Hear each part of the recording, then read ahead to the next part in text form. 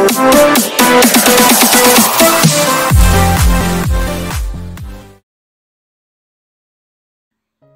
ko na lamang ang mga kamay ko sa platong nilagyan ko ng chapsuy at isa-isang nilagyan ng kanilang mga plato. You should eat a lot of veggies, babies, ani ko. Opo, Mami. Vegetables are good for our body. Sabi po ni teacher kaya we should eat more gulay than karne. My son replied playfully. Very good, baby. No wonder my baby's so smart because he eats a lot of vegetables. I gently pinched his right cheek. Nakita kong nagsimula ng kumain ng mga anak ko, kaya kumain na rin ako.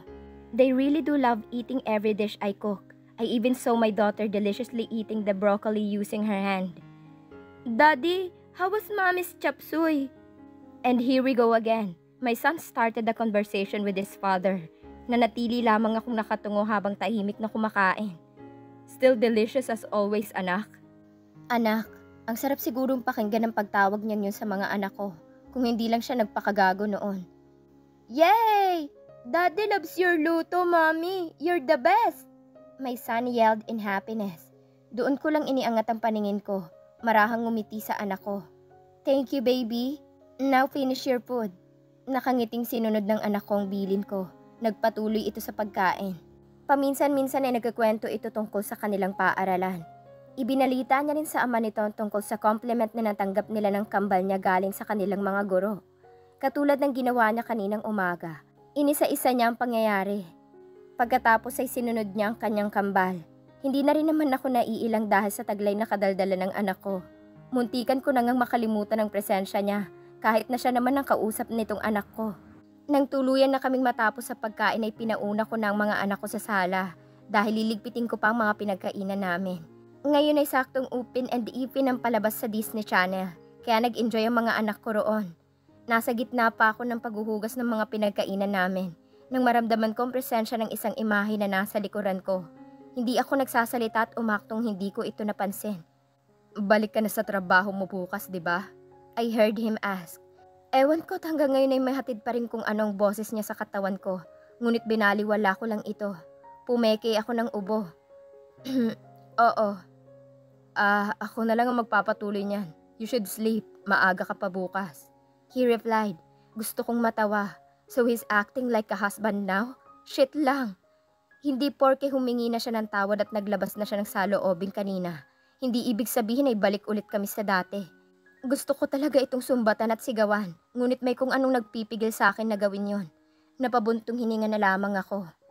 No thanks. I can manage. Alam kong ginagawa ko. I answered rudely. Magsasalita pa sana ito ngunit inunahan ko na agad. Mas mabuti pa siguro samahan mo ng mga anak ko sa sala. Ihatid mo sila sa kwarto kung inaantok na si Felicity. Malamig kong saad habang patuloy pa rin sa aking ginagawa. Alam kong mamimilit na naman siya. Alam kong hindi niya na naman ako pipigilan kapag hindi ko siya susundin. Katulad na nangyari kagabi. Pinagmukha niya lang akong tanga at inutus-utusan niya lang na parang bata. Alright. Tawagin mo na lang ako kung may kailangan ka. Nandito lang ako sa living room. Bilin pa nito bago ko tuluyang narinig ang mga hakbang ng paa nito paalis sa kusina. Pasok sa isang tenga labas sa kabila. Ang kapal naman ng pagmumukha niyang umakto ng ganoon. He might be thinking that he could fool me, but just simply treating me like how he treated me earlier. Damn him. I will never let myself fall into his trap again. After I finished washing the dishes, I immediately went to the living room to check my children. They're still watching the television with him. Pinagitnaan nila si Felicity na tahimik na pinaglalaroan ng mga daliri ng kanyang ama, habang si Macho ay nakatutok ang atensyon sa telebisyon at paminsan-minsang tumatawa. I composed myself before I cleared my throat to steal their attention. Babies, it's almost 8. It's bedtime, I announced. But Mommy, we aren't finished watching, my son complained. Please baby, huwag mong ipahiya si Mommy sa harap ng ama mo. Please prove to him how obedient you are to me. Pero baby, maaga pa si Mommy bukas. Remember, tomorrow I'm getting back to work. I was reminded. Tila muntik na iyong makalimutan ng anak ko at ngayon lamang niya naalala dahil sa biglaang panlulumo nito. Maya-maya pa'y nakita ko itong bumaba galing sa upuan at lumapit sa akin. Ipinalibot nito ang kanyang mga braso sa aking hita. But Mommy, wag muna po kayong mag-work bukas, said Matt and puckered his lips tightly. Oh jeez. My son is just so adorable. I slightly giggled as I pinched my son's cheek. I leaned towards him and kissed my baby's puckering lips. But baby, my big boss might be mad at me. Saka kapag absent si mommy sa work, hindi na tayo makakabili ng mga toys niyo ni Princess. Can you please ask your big boss, mommy? Tell him that we want to be with you today. We missed you so much, mommy. Please, tell him to add one more day, mom. He extended his arms and hugged me tighter than earlier. I wish I could just simply ask my boss to extend my day off. Pero hindi eh. Hindi basta-basta itong trabaho ko. I cannot just excuse myself and let them find someone to be my substitute. I signed a contract. Hindi pwedeng magpakabuhay senyorita lang ako at maghihintay na lang ng sweldo. Wala pa ako sa tamang posisyon para mag-astang ganoon. Dahan-dahan akong lumuhod sa harap ng anak ko upang pantayan ito. Doon ko lang mas naaninag ang kalungkutan sa mga mata nito. I can't, baby. But don't worry. Uuwi ka agad ako after my work. Sinubukan kong kumbinsihin ang anak ko. Ngunit mukhang ayaw niya talaga dahil umiling lamang ito. Lola isn't here with us, mommy. You will leave me and Princess here po? Bahaking napaawang ang mga labi ko nang sabihin yun ng anak ko. Doon ko lamang napagtanto na wala pala si nanay. Hindi pala si nanay ang naghatid sa kanila. Wala silang kasama rito bukas habang nasa trabaho ako. Shoot! Shit lang. Anong gagawin ko? Baby? Magsasalita pa sana ako ngunit biglang sumabat ang lalaking ngayon ay nakaupo sa sopa kasama ang anak kong si Feli. Don't worry. I can stay here with the twins while you're working. With the help of my peripheral vision, I saw him stand up from the seat. Akmang titingnan ito ng anak ko ngunit mabilis akong nagsalita upang bawiin ang atensyon nito. Okay, I will just call your lola to fetch you here, alright? I'll excuse myself. Shit lang, napasubo ako doon. Alam kong napapagalitan ako nito. I already had my day off ngunit heto't hihingi pa talaga ako ng isa pang araw. Paniguradong bawas sahod ko yon, pero bahala na. Masiguro ko lang naligtas ang mga anak ko. You don't need to, Althea. Ako nang bahala sa kanila. Ihatid ko sila bukas na bukas. Huwag na nating abalahin pa si nanay at medyo malayo pa naman ang biyahe. He really is getting into my nerves. Bakit pa napakamapilit niya? I forced myself to smile in front of my son. I stood up and held his hand. You and Princess should sleep. Tara na? But mommy, how about daddy po? Kunyari ay hindi ko narinig ang sinabi ng anak ko. Naglakad ako papalapit kay Peli at marahan itong binuhat. Habang buhat-buhat ng kanang kamay ko si Peli, nakahawak naman ang kaliwang kamay ko sa kamay ni Matthew. Naglakad na ako patungo sa kwarto namin. Alam kong nakasunod lamang siya sa likuran namin. Kaya mas pinili kong manahimik na lamang. Pagkarating namin sa kwarto ay maingat kong inilapag ang anak ko sa kama. Samantalang ang kuya niya naman ay umakyat na sa kama upang tabihan ang kambal niya. I didn't even told them to brush their teeth before going to bed. Hindi ko pala sila nabihisan at nahugasan ngunit papatulugin ko na sila. Damn, kasalanan kasi ito ng lalaking yon. Nang makita ko silang pareho ng nakahiga, itinaas ko na ang kumot hanggang sa natakpan na ang parehong mga bewang ng mga anak ko. Isa-isa ko silang hinalikan sa kanilang mga noo. He is still here. Alam kong nasa likuran ko lang ito dahil ramdam ko ang mga mata nitong malalim na nakatitig sa akin. Mommy, are you okay? My son asked. Napalunok ako bago sumagot. Why, baby? I asked, trying my very best not to stutter. You're sweating, Mommy. Are you sick po? Sweating? My right hand automatically traveled and touched my forehead. I really am. What the heck is wrong with me? Hindi naman ako naiinitan. Umiling na lamang ako at malambing nanginitian ang anak ko. Mommy's not sick, baby. Don't worry. Now sleep and you have to wake up early tomorrow. Pag-iiba ko na lang ng usapan. Nakita ko ang pagkurba ng mga labi ni Matt. Okay po. Good night po, Mommy. Good night po, Daddy. My son greeted. Good night, son. Good night, Princess. Huli na nang mapagtanto kong nakalapit na pala ito sa akin at ngayon katabi ko na pala. Nang mapansin kong humakbang siya papalapit sa akin ay otomatikong umatras ako palayo rito. He planted them a kiss on their forehead. Baliw na ba ako kung sasabihin kong nagagalit ako sa kanya? Shit lang. Hinalikan niya yung mga noo ng mga anak ko. Ang kanilang mga noo na kung saan doon din mismo lumapat ang mga labi ko.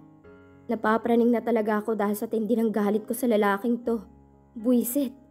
Walang paalam na lumabas ako ng kwarto at nagmamadaling nagtungo sa kusina. Nagsalin ako ng malamig na tubig at uminom. Bakit ba ako nalang parati ang pinahihirapan? Hindi ba pwedeng siya naman? Palaging pabor sa kanyang lahat ng bagay, samantalang ako'y palaging natatapon sa mali. Siya ang may kasalanan. Baka kasi nakalimutan ng tadhana. Gusto kong ipaalalang siya ang kaisa-isang nanakit at mas lalong siyang dahilan kung bakit hanggang ngayon ay takot pa rin akong magtiwala. Itinapat ko ulit ang baso sa bibig ko upang uminom ulit ng "It's not that good to drink cold water, Althea. Gabi na." Nabitin sa ere ang kamay ko dahil sa gulat. Maya-maya pa nang mahimasmasan na ang pagkagulat ko, ay pabagsak kong inilagay ang hawak kong baso sa lamesang nasa harap ko. "You should drink warm water instead, lalo na't maaga ka bukas. Baka ubuhin ka," he added. Puwersa kong sarili kong hindi ito bulyawan. "Ang mga anak ko," I coldly asked. "Anak natin. Tulog na silang pareho.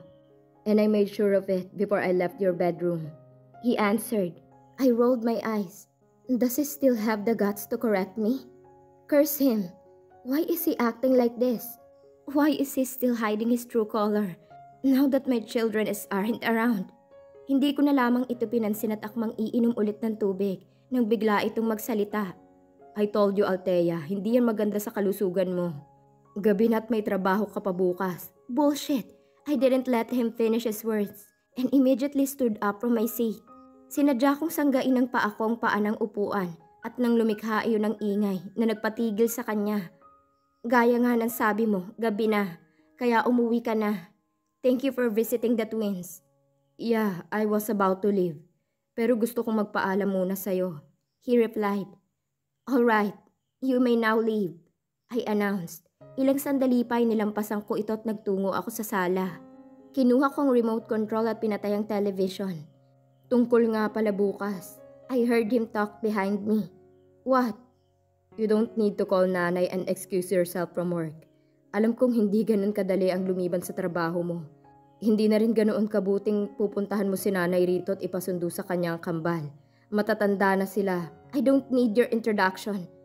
Can't you just go straight to the point?" I cut his words again.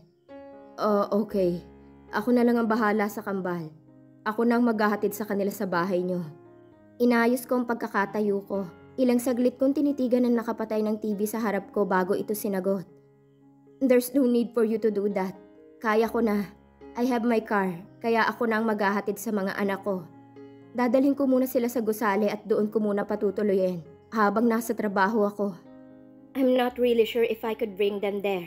Paniguradong mapabagot lang ang mga anak ko roon. They're not allowed to be in newsroom. At mukhang 2 oras lang ako makakalabas doon upang magtungo sa studio para sa morning newscast." "Althea, huwag nang matigas ang ulo. Huwag mo nang pahirapan ang sarili mo. Alam kong ayaw mo lang silang makasama ako habang wala ka para bantayan sila. But trust me, hindi ko gagawin yung mga posibleng iniisip mo," he replied. Trust? Damn him. At sa kanyang bunganga pa talaga mismong lumabas ang katagang yun? Was that a joke? Is he trying to fool me again? Stop asking me to trust you, Valiente. Madiin kong wika kasabay ang pag-ikot ko paharap rito. Napansin ko ang pagkabigla nito, ngunit maya-maya ay agad din itong binawi. I'm sorry. Hindi na ako nag-aksaya pa ng oras at pag-iwas na kaagad ng tingin dito. Ipinatong ko sa lamisitang remote na hawak ko. But believe me, just leave them with me. Tatawagan kita kapag nakarating na kami sa bahay nyo. Huwag mo lang pahirapan ang sarili mo. Parang noon lang hinanap-hanap ko ang kadaldalan at kakulitan nito. Ngunit ngayon ay hindi na nakakatuwa. Pinapakulo lang niya lalo ang dugo ko. Bakit ba ang kulit mo? And to tell you, you're not funny anymore. You're seriously annoying me. I can't help but to shout in irritation. Sige, makulit na ako. Nakakainis kung yan ang gusto mo. Basta pumasok ka sa trabaho mo bukas, ako na ang bahala sa mga anak natin. Hindi mo na kailangan pang abalahin si nanay. Teka nga, bakit pa pinagpipilitan mong pumasok ako sa trabaho? Ano bang paki mo kung liliban ako? Kasi pinapahirapan mo ang sarili mo. Look, alam kong galit na galit ka sa akin. Alam ko, Althea, tanggap ko. Pero sana naman huwag mong hayaang pati sarili mo ay malagay sa alanganin. Dahil lang sa galit mo. Hindi lang dahil kinasusuklaman kita, Valiente. Sino ka ba para ipagkatiwala ko sa'yo ang mga anak? Ama nila ako, Althea. So what kung ama ka nila? Yan lang ba ang kinakapitan mo? Let me tell you this, Valiente. Walang amang tumatalikod sa responsibilidad niya. Walang ama ang kayang itakwil ang mga anak dahil lang sa katotohanan. Isang hamak na mahirap lang ang ina nila. I almost lost them because of your selfishness. Yet you still have the guts to order me? To trust you? Hindi ko nga alam at baka bigla mo na lang silang ipadakip at itago galing sa akin. Hanggang sa gayon ay hindi masira ang pinaka-iniingatan mong imahe. Wala na. Sinakop na ako ng galit. Palagi naman eh. Hindi ko na yata alam kung paano makitungo sa kanya ng maayos. After what he had done to me, kinasusuklaman ko siya. Hindi. Pasensya na kung yan man ang pagkaintindi mo. Pero Althea, wala akong masamang intensyon sa inyo. I told you. Babawi ako. I want us back. Gusto kong buuin ulit ang pamilyang minsan ko nang nasira noon. Nagpakawala ako ng isang pekeng tawa. You know what? Para ka lang nakabasag ng isang salamin. You want to bring its pieces back to its own place? Then better throw it away and buy a new one. To make it short, hindi mo na maibabalik ang tiwala na minsan mo nang sinira. Ramdam ko ang panginginig ng ibabang labi ko dahil sa nakakapanlunod na emosyon. Tumalikod na kaagad ako rito nang maramdaman ko na naman ang pamamasa ng bawat sulok ng mga mata ko. Wala na ba siyang ibang kayang gawin kundi paiyakin ako? Palagi na lang. Sa tuwing kaharap ko siya at nakakausap, puro sakit at galit na lang ang nararamdaman ko. Fine. Gusto mo silang ihatid? Go. Hindi na kita pipigilan. Basta ba kapag may nangyaring masama sa kanila hindi ako magdadalawang isip na ipakulong ka. Ngayon magkalinawan tayo. Umalis ka na. Nagmamakaawa ako. Saad ko na lamang. Hindi ako yung tipo ng tao na walang isang salita. I'm true to my words. At kung yan ang sinabi ko, sisiguraduhin kong mangyayari yon. Katulad ng nakasanayan ko, I left him there. I went to our bedroom and waited until he finally left the unit. Ngunit habang nakaupo ako sa paanan ng kama namin kung saan nakahiga ang mga anak ko ngayon at hinihintay ang pag-alis ng lalaking yun dito, hindi ko na malaya na nakatulog na pala ako. Kinabukasan maaga akong nagising. I woke up at 3 a.m. Hindi ko na nagawang magpaalam pa sa mga anak ko at isa-isa na lamang silang hinalikan sa noo. Nag-iwan ako ng tig-iisang sticky note sa bawat gilid nila at nang mabasa kaagad nila ito pagkagising nila. Pinaglutuan ko na rin ang ulam at pinagtimpla ng gatas ang mga anak ko. I also left a note there telling him what foods aren't allowed to be eaten. Pinagbabawalan ko silang kumain ng mga chichirya at baka magka-UTI sila. It's exactly 4:50 a.m. when I decided to leave the unit. I wore my jacket before getting my bag. Nagtungo na ako sa pintuan at kaagad iyong binuksan. Pero sa gulat ko bumungad sa akin ang lalaking yun at mukhang kararating lang. He is still wearing his long-sleeve polo shirt. Well, by that looks, mukhang sa kotse lang siya natulog. Napansin ko ang pagbaba ng mga mata nito sa aking suot at maya-maya bumalik ulit sa aking muka. Mas lalo lamang lumapad ang ngiti nito sa mga labi. Ang ganda naman ng asawa ko. Pabulong nitong wika. Nanigas ako sa kinatatayuan ko. Why? Because all of a sudden a scenery suddenly flashed inside my mind. He used to say that when we are still together. Damn it! Why am I even thinking about that? Hindi pwedeng hayaan kong masira ang araw na to dahil lang sa sinabi niyang yun. He was just simply complimenting me. There's no need for me to be mad. I will just forget the last words he used to call me. Inirapan ko ito. Aalis na ako. I left a note in the kitchen. Basahin mo yun at sundin mo. I reminded and finally walked out. Gamit ang kotse ko, nagmaneho ako patungo sa istasyon. 5:05 a.m. nang makarating ako roon. Dumiretso ako sa opisina upang ilagay roon ang mga gamit at gawin ang mga kinakailangan kong gawin. Good morning! I greeted everyone as soon as I entered the room. They greeted each other. Oh, Althea, nandito ka na pala. Halika na at nang makapagsimula na tayo. The producer said. Sorry, late ba ako? Oh no, don't worry. Everyone chuckled. The briefing started. The producer gave us some instructions about how the show will run. Mabilis lang naman yun at pagkatapos ay naghanda na kami.